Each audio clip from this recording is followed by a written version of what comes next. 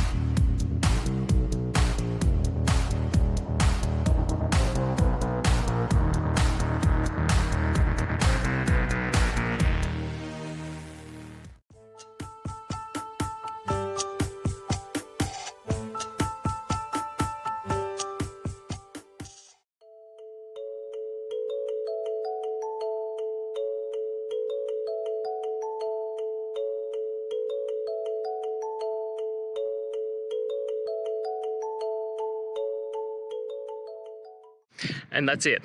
I hope you found the solution that you're looking for. If you did, please hit subscribe. I'd really appreciate it. And until the next time that you need technical help, I hope you have a good one. Cheers.